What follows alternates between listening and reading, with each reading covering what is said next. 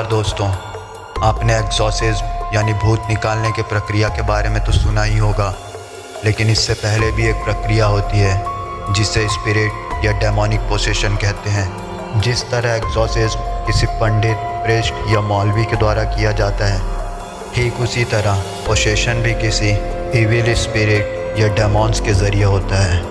कहने का सीधा तात्पर्य है किसी इंसानी शरीर पे किसी बुरी आत्मा या रूह का कब्जा। इस वीडियो में मैं आपको पोसेशन को साइंटिफिक और स्पिरिचुअल दोनों कंडीशन में बताने की कोशिश करूंगा। तो चलिए स्टार्ट करते हैं आज का ये वीडियो। लेकिन इससे पहले अगर आप इस चैनल पे नए हैं तो इस चैनल को सब्सक्राइब ज़रूर कर लें।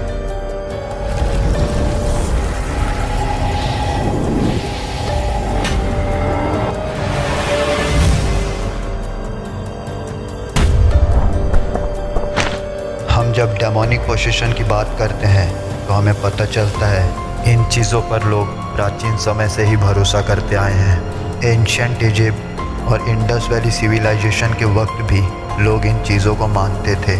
कई और पुरानी सभ्यताओं में भी इस प्रक्रिया का वर्णन किया गया है। सुमेर सभ्यता, जो कि साउदर्न मेसोपोटामिया की सबसे पुरानी सिविलाइजेशन है, वहाँ के लोगों का मानना था कि एक इंसानी शरीर में हर एक बीमारी किसी डेमोनिक पोसेशन के कारण होता है।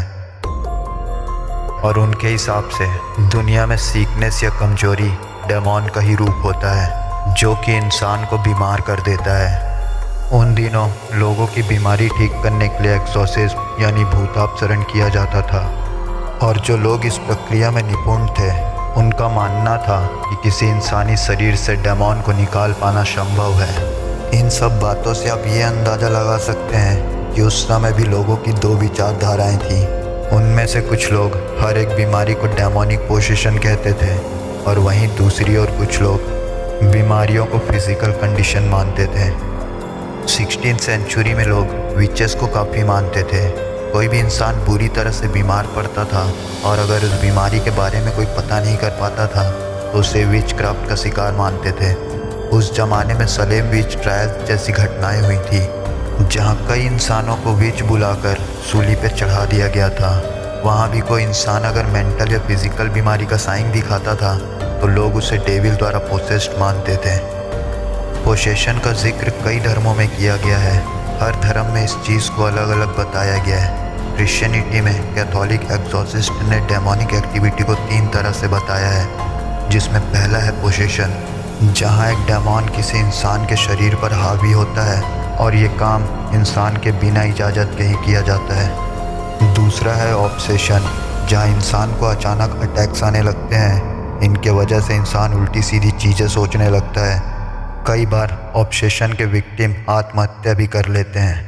और तीसरा है सब्जेक्शन, जहाँ इंसान अपनी मर्जी से अपने आप को डेमॉन्स के हवाले कर देता है। हिंदुइज्म में पोसेशन की बात जगह जगह अलग है। अलग अलग जाति धर्म के लोग अलग अलग बातों पर विश्वास रखते हैं, लेकिन यहाँ एक समान चीज़ें ये है कि स्पिरिट्स 2 तरह की होती हैं, एक अच्छी और एक बुरी। अगर कोई इंसान एक अच्छी स्पिरिट द्वारा पोसेस्ड होता है तो उसका काफ़ी कुछ भला हो जाता है। वहीं अगर इंसान किसी बुरी आत्मा के कब्जे में होता है तो उसके साथ सब कुछ बुरा ही होता है। कभी कभी शैतान इंसानों से कुछ ऐसी हरकतें करवा देता है जिसके बारे में आप सोच भी नहीं सकते। इस्लाम धर्म में जिन और डेविल का उल्लेख किया गया है, जो इंसान को अजीब तरह से बर्ताव करने पर मजबूर कर सकते हैं। वैसे ही कई और धर्मों में पोसेशन को अलग अलग तरीके से हमारे सामने रखा गया है। लेकिन इन सब के बीच एक सवाल जो हमारे मन में आता है कि क्या पोसेशन के ये कॉन्सेप्ट सच है या सिर्फ ये एक अंधविश्वास है। विज्ञान की माने तो पोसेशन सिर्फ एक मेंटल और फिजिकल बीमारी है, जहां एक इंसान अपना अस्तित्व खो देता है। अलग अलग पोसेशन अलग अलग बीमारियों के संकेत हैं, और इनमें से सबसे कॉमन है मल्टीपल पर्सनैलिटी डिसऑर्डर। आप सभी ने ये तो देखा ही होगा कि कई लोगों को माता आती है, या ये कहें कि ऐसी शक्ति की सवारी आती है जिससे इंसान अलग बर्ताव करने लगता है। इसी कंडीशन को विज्ञान की भाषा में मल्टीपल पर्सनैलिटी डिसऑर्डर कहा जाता है। आप सब ने एनालिस माइकल केस के बारे में तो ज़रूर सुना होगा। जहां चर्च ने इस केस स्टडी में बताया कि विक्टिम 3 स्पिरिट्स द्वारा पोसेस्ड था, मगर डॉक्टर्स का कहना था कि उसे टेम्पोरल लोब एपिलेसी की वजह से ऐसी बीमारी हो गई थी, जिसके कारण एनालिस ऐसा मान रही थी कि उसके अंदर डेमॉन्स हैं और वही वजह है कि वो ऐसी हरकतें कर रही थी, जैसे धार्मिक चीज़ों से दूर भागना। डॉक्टर्स के हिसाब से ये सिर्फ एक मेडिकल कंडीशन थी और बाकी कुछ नहीं। एक और केस स्टडी है रोनेल डियो नामक एक व्यक्ति की, जिस केस स्टडी में भी डॉक्टर्स ने उसकी कंडीशंस को मेडिकल कारण से सिद्ध करने की कोशिश की और प्रीस्ट ने स्पिरिचुअल कारण से।